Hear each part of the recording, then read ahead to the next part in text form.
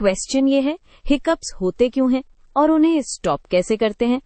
चलो इसको बॉडी के मैकेनिज्म से समझते हैं ताकि आपको ट्रिक्स याद भी रहें और लॉजिक भी क्लियर हो।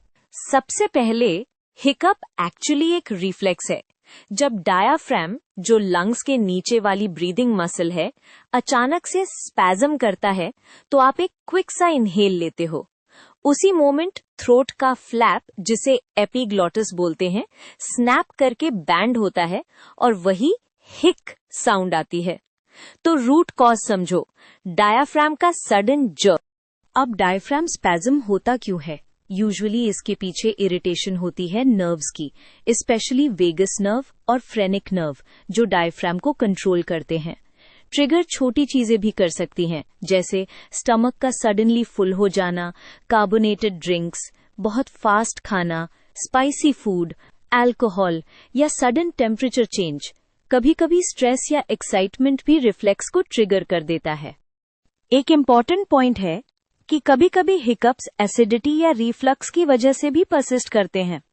एसिड जब फूड पाइप को इरिटेट करता है, वो सेम नर्व्स को स्टिमुलेट कर सकता है। इसीलिए अगर आपको हार्टबर्न के साथ हिकअप्स आते हैं तो कॉज रिफ्लक्स हो सकता है, सिर्फ रैंडम स्पैज्म्स नहीं। अब स्टॉप का लॉजिक क्या है? हमें या तो डायफ्राम का स्पैज्म ब्रेक करना होता है, या फिर नर्व्स को रीसेट टाइप सिग्नल देना होता है, या ब्रीदिंग पैटर्न चेंज करके कार्बन डाइऑक्साइड थोड़ा इंक्रीज करना होता है। इसी थिंकिंग से होम रेमेडीज बनती हैं, बस रैंडम ट्रिक्स नहीं। प्रैक्टिकल मेथड्स में ब्रेथ होल्ड करना या स्लो कंट्रोल्ड ब्रीदिंग करना हेल्प करता है, क्योंकि ब्रीदिंग रिदम रीसेट होता है।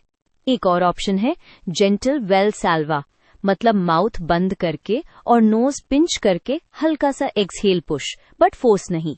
आप कोल्ड वाटर के छोटे सिप्स ले सकते हो या स्वॉलो रिपीटेडली कर सकते हो, क्योंकि स्वॉलोइंग से थ्रोट नर्व्स को नया सिग्नल मिलता है।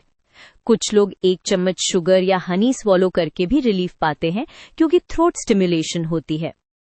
पेपर बैग मेथड का आइडिया कार्बन डाइऑक्साइड बढ़ाना होता है, पर इसमें कॉशन चाहिए, सिर्फ डॉक्टर गाइडेंस के बिना।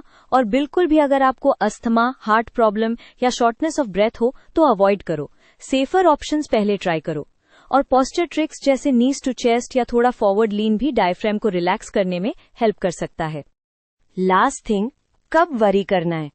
अगर हिकअप्स 48 आवर्स से ज्यादा चल रहे हैं, या बार बार लॉन्ग एपिसोड्स हो रहे हैं, या साथ में chest pain, vomiting, severe heartburn, weight loss या ब्रीदिंग इश्यूज हैं, तो डॉक्टर को दिखाना चाहिए, क्योंकि फिर cause reflux, medication side effect या कोई नर्व इरिटेशन इशू भी हो सकता है। शॉर्ट एपिसोड्स यूजुअली हार्मलेस होते हैं, सो पैनिक नहीं करना।